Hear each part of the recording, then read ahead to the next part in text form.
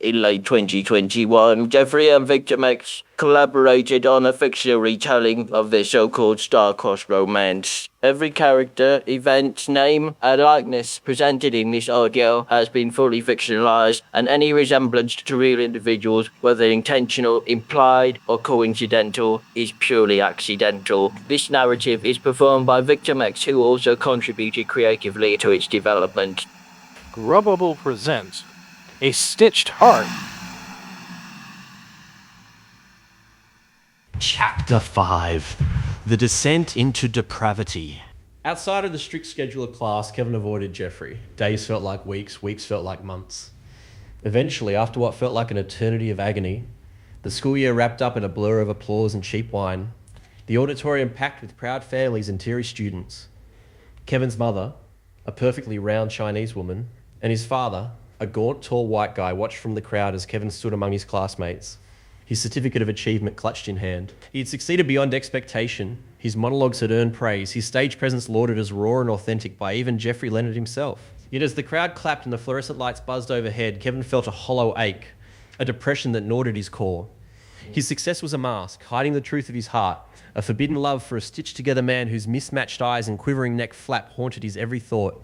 Geoffrey stood at the front, his hulking frame a grotesque silhouette against the stage curtains, his flabby arm wriggled as he shook hands with each student, his bulbous neck jiggled with every nod. When it was Kevin's turn, their eyes met. One blue, one green, burning with a fire that made Kevin's breath catch. Their handshake was brief, formal, performed for the crowd's watchful eyes. But for Kevin, time slowed. Geoffrey's cold, scarred hand enveloped his, the stitches rough against his palm, and for a fleeting moment, it was just the two of them. The auditorium, the crowd, Hornsby's judgmental whispers, all faded, leaving only the electric pulse of their touch, a silent vow of what could have been. Kevin's heart pounded, his fingers lingering a second too long, and Geoffrey's lips twitched into a knowing smile, his neck flap quivering with unspoken promise. Then it was over. The crowd's applause surged, pulling Kevin back to reality. Kevin's parents eyed the young boy cautiously. He stepped back, his chest tight with a grief he couldn't name. Depression settled over him like Hornsby's fog, thick and unyielding. He had lived drama as Geoffrey had urged, but at what cost? His success felt hollow, his heart tethered to a man he pushed away, a love he'd been taught to call evil. Desperate to bury his desires, Kevin's parents sent him to Singapore, their dime funding his aimless quest to find himself. The city was a neon blur, humid nights thick with the scent of durians and sweat, hawker stalls sizzling with Chilean oil, crowded streets pulsing with life. Kevin wandered aimlessly, farting around on his parents' money, his days a haze of clubs and cheap beer, his nights haunted by dreams of Geoffrey's cold touch and mismatched eyes. He tried to lose himself in the city's chaos, but every shadow seemed to hold a quivering neck flap, every stranger's glance a reminder of the man he couldn't forget. But it did work. Time dimmed the pain, slowly. It was in a dimly lit bar, all mirrors and pulsing bass, that he met Samantha, a waifish expat with pale skin and eyes that held no resistance. She was a blank canvas, her penchant for submission a dangerous invitation. Kevin, bent on recapturing the luster of his affair with Geoffrey, tested her limits with a hunger that bordered on cruelty. In a cramped hotel room, the air heavy with incense and desperation, he bound her wrists with silk ropes, the knots tight enough to bruise. Her gasp was soft, compliant, as he whispered commands, his voice low and sharp, echoing the dominance he'd felt in Geoffrey's embrace. He blindfolded her, the fabric damp with her breath, and used a leather crop to trace her skin, each strike a futile attempt to ignite the fire that previously burned brightly. Samantha surrendered to every whim, gags, chains, the sting of wax on bare flesh, her wide eyes gleaming with submission, never defiance. But it did nothing for him. The thrill was hollow, a pale shadow of the cold fire of his modern Prometheus. Each act grew more twisted, clamps that bit too deep, commands that bordered on degradation, yet Samantha's compliance only mocked his longing.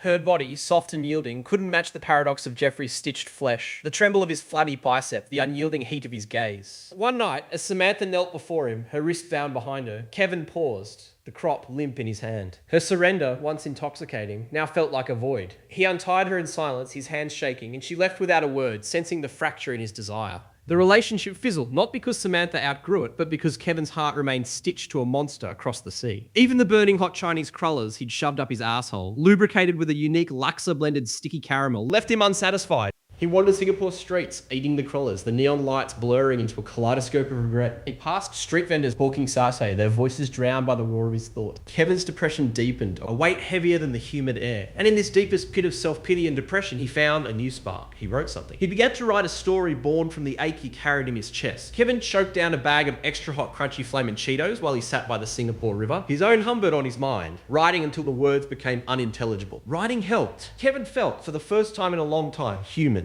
while his sexuality remained a labyrinth he couldn't navigate. His heart locked away, riding and drinking Milo dinosaurs until he blacked out, day in, day out. Another longing burned inside him, longing for home. Am I suggesting you subscribe? Well, yes.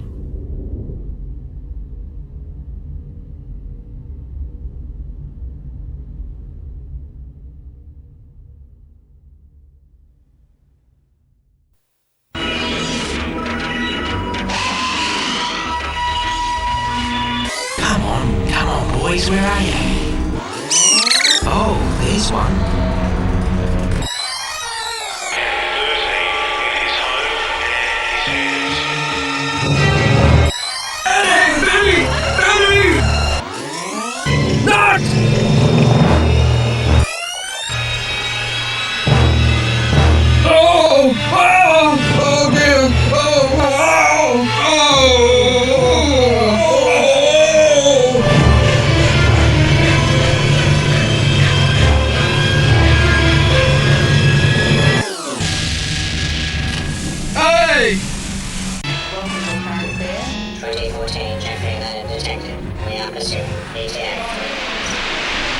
I wonder what that was.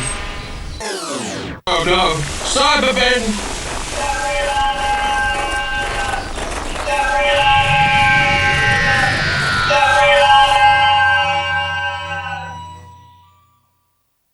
I can't believe they never released the second part. But thanks to the leak, it's here. Part 2 of the 3 Geoffreys. It's sick. It's hilarious. Will Cyberben finally take out Jeff? Keep your eyes peeled. It's coming soon.